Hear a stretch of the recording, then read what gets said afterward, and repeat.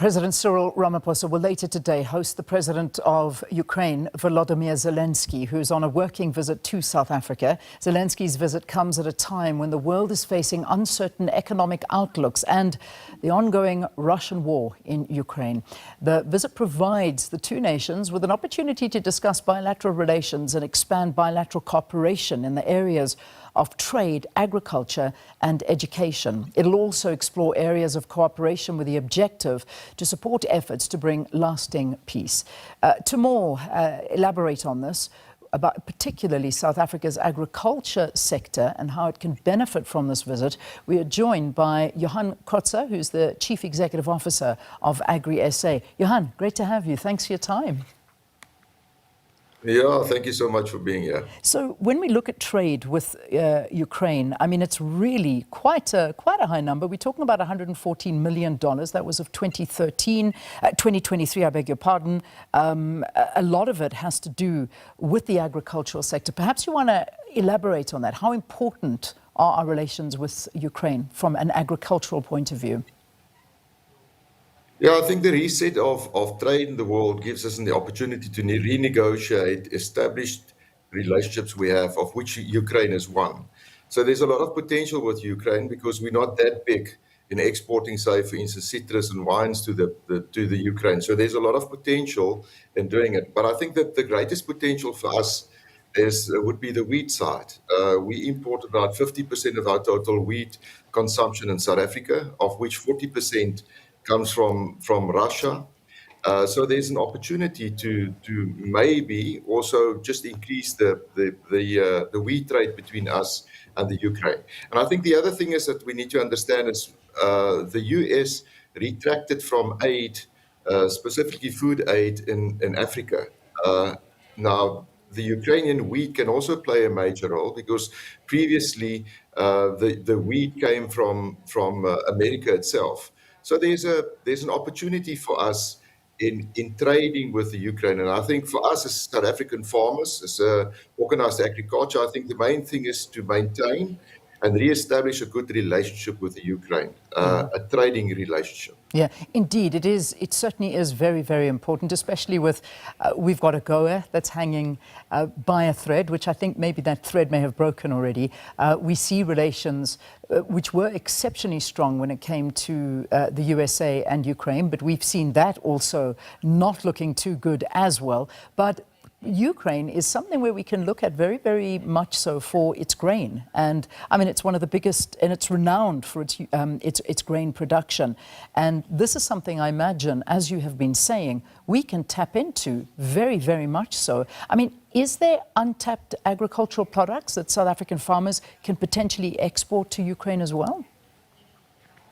Well, as I said, citrus, we do export citrus to the Ukraine, so we can up that market. We're not the top producer or supplier of citrus into the Ukraine, so there's a massive opportunity for us. The other one is, as I said, wine.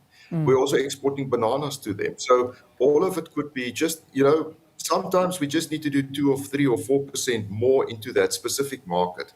It is an open market, so we don't need to go and fight and see if we can gain access to the market. The market is there already. Maybe just one thing on the one concern we do have is the quality of the grains, because it is a big issue to bring the right quality in. And the other thing is the logistics. So that is a big talk between our government and them, specifically the Minister of Agriculture, on how would we overcome the logistic issues they have. But the beauty about this is they came to South Africa for the first time on an official visit. And there's a big focus on trade. And I think what I've learned in America while being there 2 weeks ago is go and find the open doors. Go and find established relationships and start to cement that and make sure that the relationships are better. And I think that's the beauty of the visit of the Ukraine.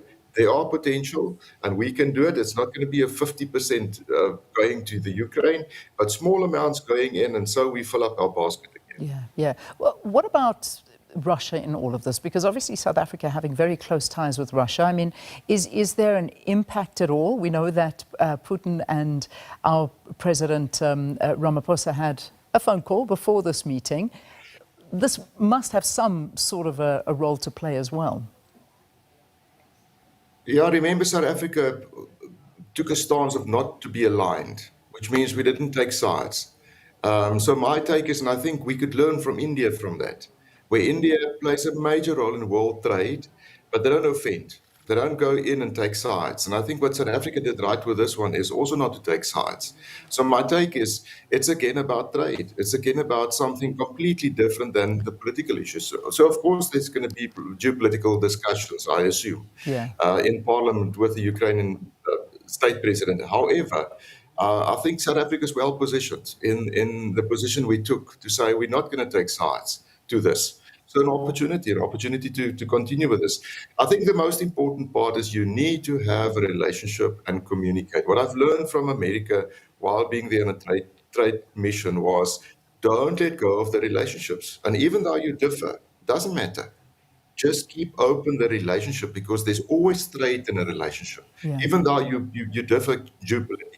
And I think this one is a fantastic example that we didn't align ourselves, and now there's still an opening to trade. There's going to be an opening to trade with Russia also, If and there's a big opportunity between both. Another opportunity, and one that we can potentially look at, is South African ports playing a role in the issue of Ukraine's grain export strategy. I mean, especially with the Black Sea Grain Initiative facing huge challenges. Can we step up to that?